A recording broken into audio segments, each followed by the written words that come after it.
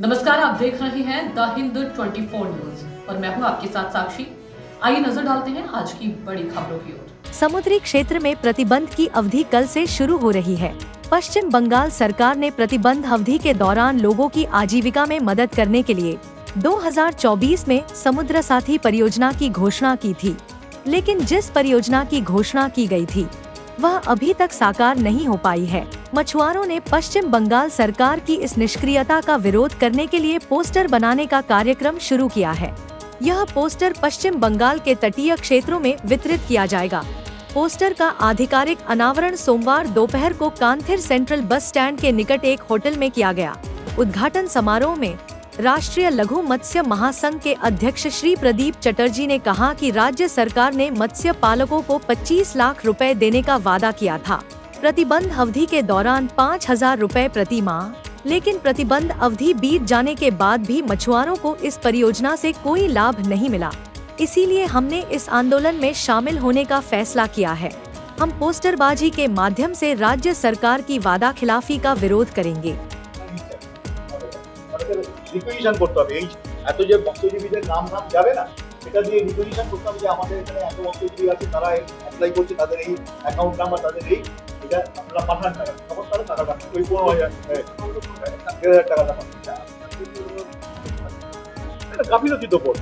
আপনি বাজেট সে ঘোষণা করলেন যে 5,000 টাকা করে দেবেন, এই গরিব মৎস্যজীবীরা তারা হাজারে হাজারে ইয়ে করলো, আবেদন করলো, এবং তারপরে কি জানেন, আপনারা তো সাংবাদিক, আপনারা তো জানেন যে এই ব্যাপারে আমাদের মাননীয় মৎস্যমন্ত্রী কি বলেছেন। তিনি বলেছেন যে আমাদের পোর্টাল হ্যাক হয়ে গেছে, আমাদের পোর্টাল হ্যাক হয়ে গেছে, সেজন্য আমরা দিতে পারি। ভাবুন তো, একটা গোটা বছর ধরে পোর্টাল হ্যাক হয়ে গেছে, টাকাটা দিতে পারলেন।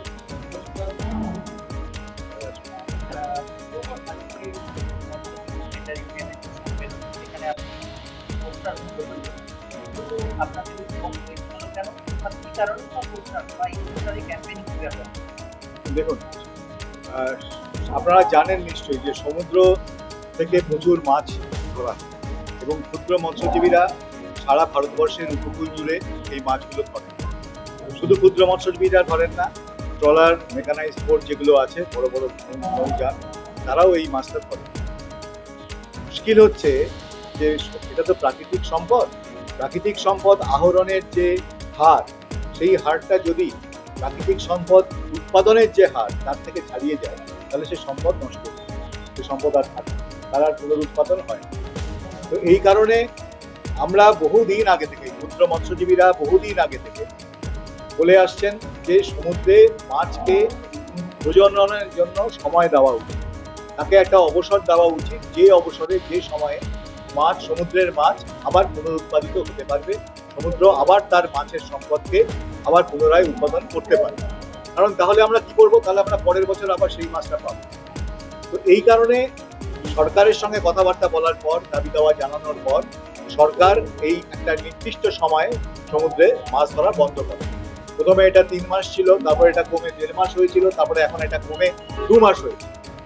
2 মাস হয়েছে, 61 দিনের ফিশ ব্যান পিরিয়ড করা হয়েছে। এই ব্যান পিরিয়ডে যখন ক্ষুদ্র মৎস্যজীবীরা তাদের মাছ ধরা বন্ধ রাখেন, তখন তাদের তো আর কোনো রোজগারের উপায় থাকে না। এই সময়তে সেই জন্য সরকারকে বলা হয়েছিল যে ক্ষুদ্র মৎস্যজীবীরা প্রাকৃতিক সম্পদ পুনরুৎপাদনের স্বার্থে মাছ ধরা বন্ধ রাখছেন, তাহলে তাদেরকে সরকারের উচিত, সমাজের উচিত তাদেরকে সহায়তা। কি সহায়তা? না, এই সময়ে, এই ব্যান পিরিয়ডের সময়ে তাদেরকে একটা জীবিকা সহায়তা দিতে হবে। এর জন্য দক্ষিণবঙ্গ মৎস্যজীবী ফোরাম এবং আমাদের সারা ভারতের যে সংগঠন, মানে ক্ষুদ্র মৎস্যজীবীদের জাতীয় ফেডারেশন বা national federation of small scale fish workers, তারা কিন্তু প্রথম থেকেই দাবি করেছে যে মাসে 5,000 টাকা করে প্রত্যেকটি সামুদ্রিক মৎস্যকর্মীকে দিতে হবে এই ব্যান পিরিয়ডের সময়, সাহায্য দিতে হবে। অনেক দিন পর, 7টা বছর কেটে যাবার পর, আমাদের রাজ্য সরকার গত যে বাজেট অধিবেশন হলো 2024 সালে, সেখানে আমাদের অর্থমন্ত্রী চন্দ্রিমা ভট্টাচার্য মহাশয়া তিনি ঘোষণা করলেন, একেবারে বিধানসভায় দাঁড়িয়ে বাজেট অধিবেশনের যে তিনি বক্তৃতা দেন, তা সেই বাজেট বক্তৃতাতে তিনি ঘোষণা করলেন যে এটা আমরা 5,000 টাকা করে দেব, প্রত্যেকটি সামুদ্রিক মৎস্যকর্মীকে 5,000 টাকা করে আমরা দেব। মাসে 5,000 টাকা হলে 2 মাসের জন্য বন্ধ হলে 10,000 টাকা হয়, 10,000 টাকা পাবে। देखते रहिए द हिंद 24 न्यूज।